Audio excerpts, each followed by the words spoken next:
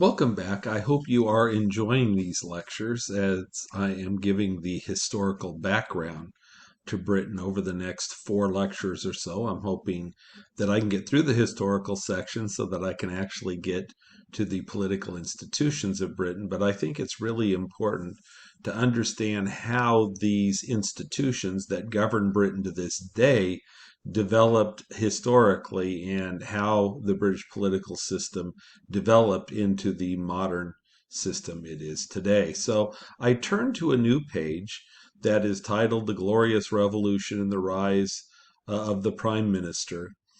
The Glorious Revolution and the British Bill of Rights, to me, at its very heart, what is most significant is that we finally get an answer to the question that we've been grappling with for several mini lectures, and that is, what is the relationship between the monarch, the king or the queen, and the parliament?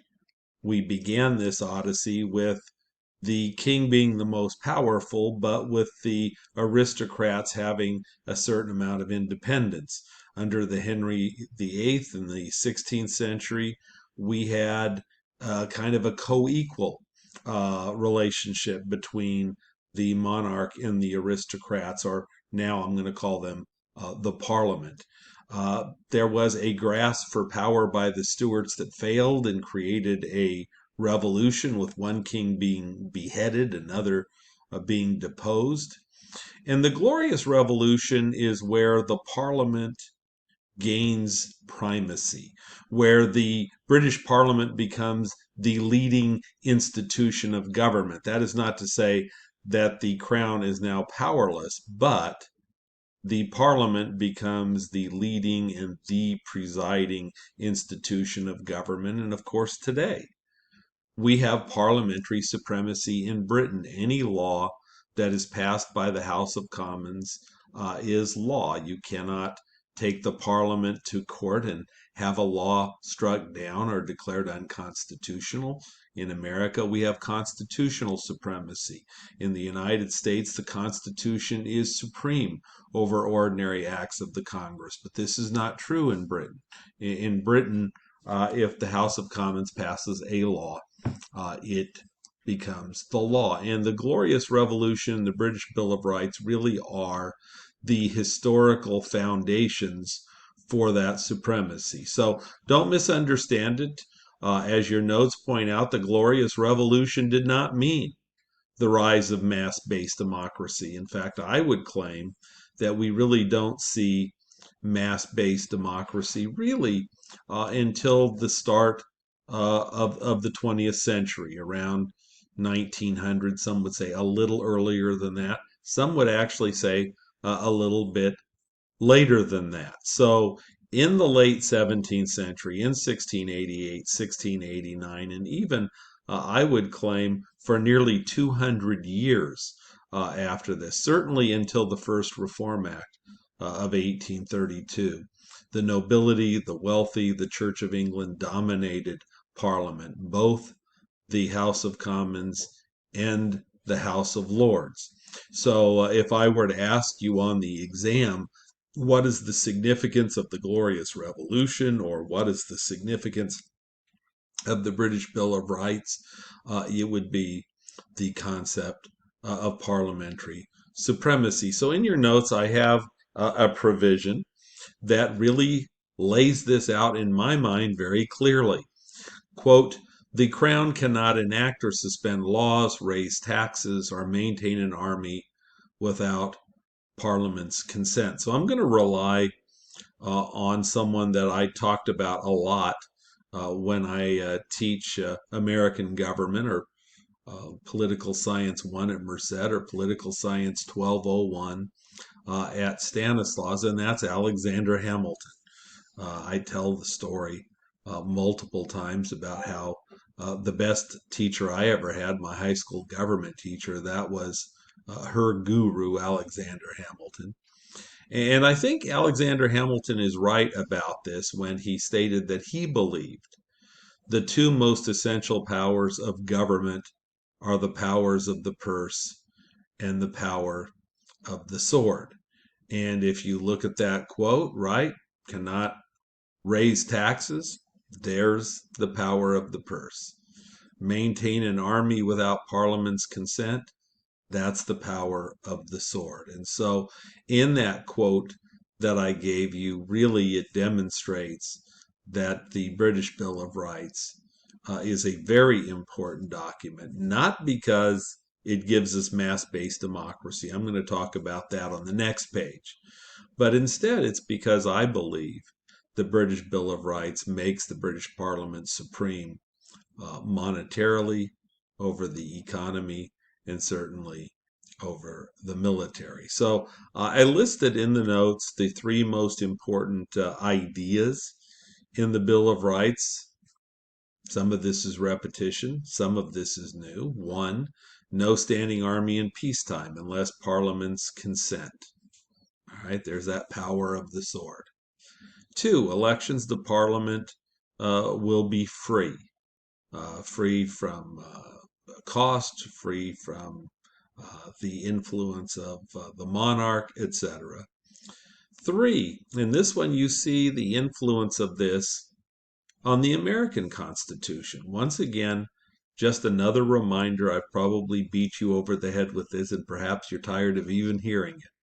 But listen to these: fair trial, freedom from excessive bail, protection from cruel and unusual punishment. Certainly, this is stolen from the British Bill of Rights and the American Bill of Rights, right? The whole notion of a fair trial is at the heart of the Fourth, Fifth, Sixth, and Eighth Amendments to the U.S. Constitution. We specifically have a provision, the Eighth Amendment, protecting people from cruel and unusual punishments.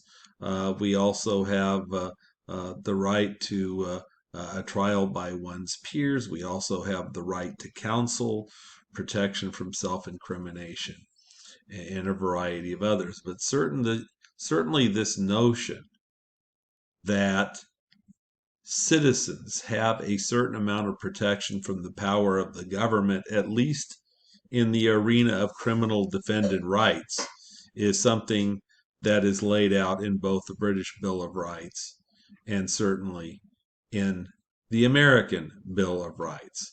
So they're different. The purpose is different. The primary purpose of America's first 10 amendments to the Constitution, the Bill of Rights, is to protect individual citizens from the power of the national government.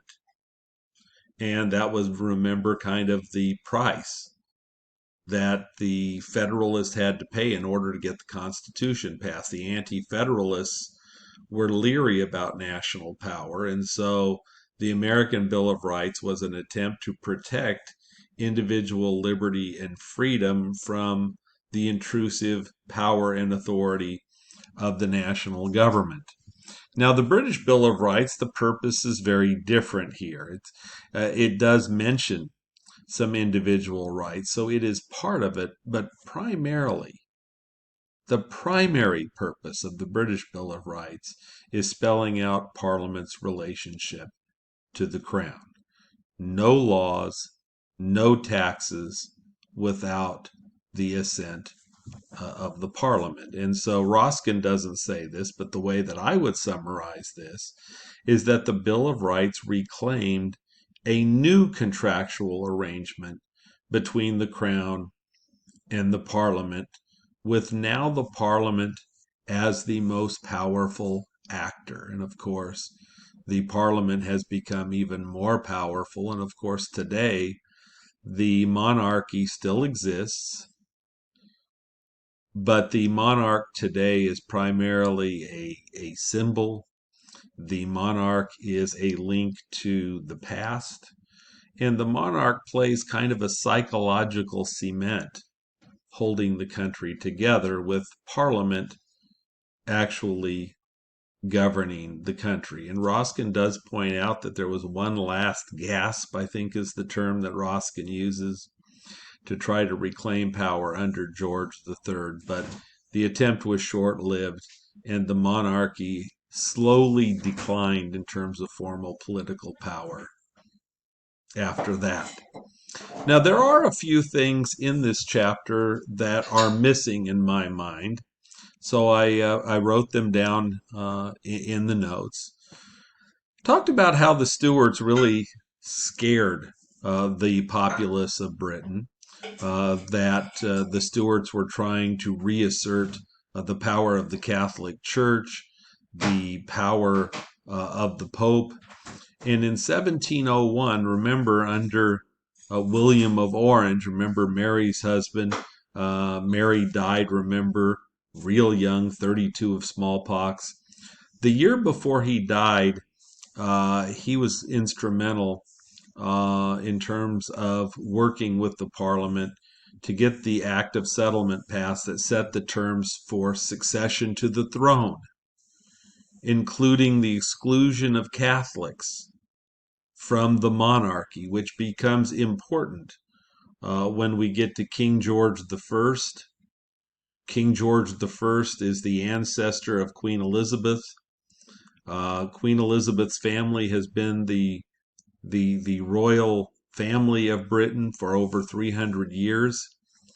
And if the Act of Settlement had not been passed in 1701, Queen Elizabeth probably would not be queen today, because well over 50 people were passed over that had a greater genetic claim on the throne than George I. So this Act of Settlement explains how and why the Parliament invited George I to become King of England in 1714, and I'll talk about that in the next mini lecture.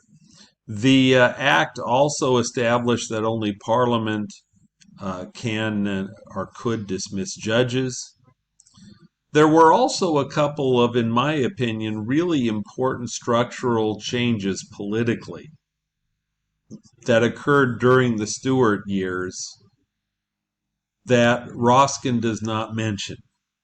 And so I will mention them here. I don't think they're huge for test purposes, but I think they're important to understand because I've actually received this question before by students, and so I'm going to preempt this and answer the question right now. In 1671, the House of Lords was denied the power to amend a tax.